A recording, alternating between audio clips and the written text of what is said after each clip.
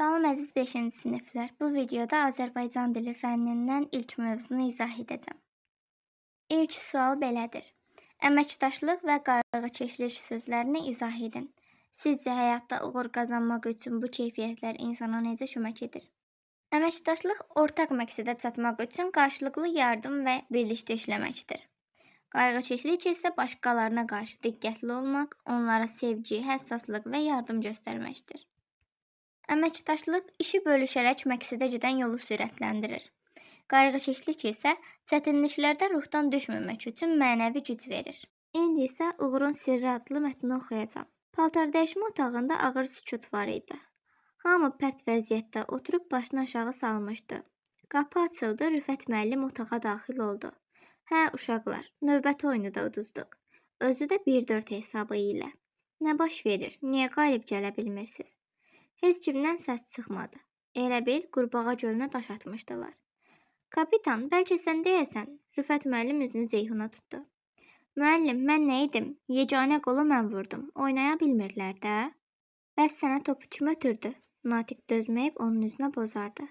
Bacarırdın, özün vurardın. Uşaqların hayküyü otağı başına götürdü. Rüfət müəllim səsini qaldırmalı oldu. Sakit. Biri top ötürdü, biri qol vurdu. Bunlar səbəb deyil. Fakt budur ki, siz məğlubiyyətə uğradınız. İndi mən istəyirəm oyun taktikasını müzakirə edəsiniz, boşluqları tapasınız. Ceyhun qəti səslə dedi. Qapçını dəyişmək lazımdır. Mən saydım, onlar 5 dəfə hücuma keçdilər. 4-ü qolla nəticələndi. Nihat eləcə qapıdan keçən topların dalınca baxırdı. Nihat ağlamsındı. Mən nə edə bilərdim? Onların hücumçuları hər dəfə mənimlə təkbətək çıxırdılar. Axı mən o boyda qapını tək necə qoruya bilərəm? Müdafiəmiz, Rüfət müəllim onun sözünü kəsib söhbətə yekun vurdu. Uşaqlar, mən oyunu diqqətlə izləyirdim.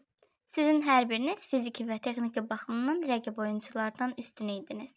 Amma uğuru onlar qazandılar. Bilirsiniz niyə? Növbəti məşqdə səbəbini sizə izah edəcəm. Sabah saat 3-də idman zalında görüşərik. Mini futbol məşqimiz olacaq. Uşaqlar idman zalına daxil olanda təəccübdən donub qaldılar.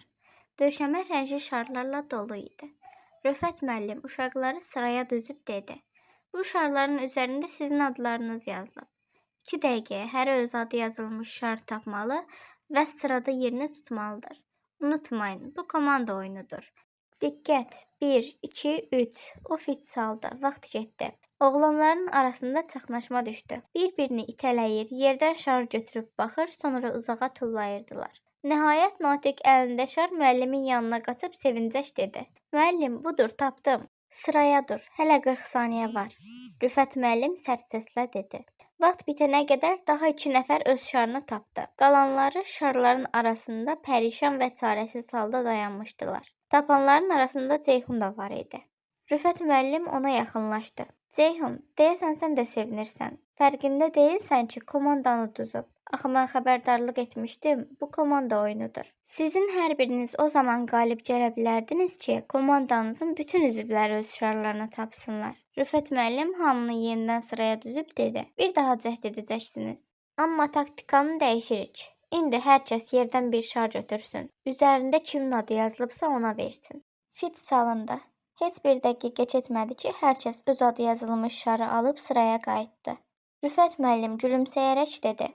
Afərin uşaqlar, indi evə gedə bilərsiniz. Müəllim, bəs məşq? Siz bugün yaxşı məşq etdiniz. Bu dərs yalnız növbəti yarışlarda deyil, həyatınız boyu sizə lazım olacaq. Kontekst sözün mənasını müəyyənləşdirməyə imkan verən mətn parçası, söz birləşməsi və cümlə deməkdir.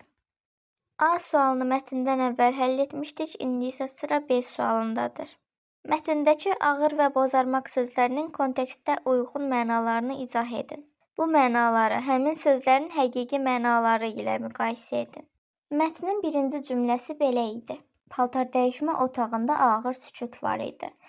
Bu cümlədə ağır sözü sükutun cansıxıcı və gərgin olduğunu bildirir. Həqiqi mənası isə əşyanın çəkisinin çox olması deməkdir. Daha sonra mətndə Natiq dözməyib onun üzünə bozardı cümləsi var idi. Burada da bozarmaq sözü əsəbləşmək, acıqlanmaq, kobud cavab vermək, sərt cavab vermək mənasında işlədilir. Amma həqiqi mənası rəngin bozarması, solğunlaşması deməkdir. İndi isə C sualına keçək. Mətnə əsasən qurbağa gölünə daş atmaq ifadəsinin mənasını izah edin. Qurbağa gölünə daş atanda nə baş verir? Mətndə belə bir cümlə var idi. Heç kimdən səs çıxmadı. Elə bil qurbağa gölünə daş atmışdılar. Yəni səssizlik idi. Qurbağa gölünə daş atanda nə baş verir sualına cavab olaraq isə qurbağa gölünə daş atanda qurbağalar qorxub susur və ətrafa dərin sükut çökür. Yəni səssizlik olur, sakitlik olur.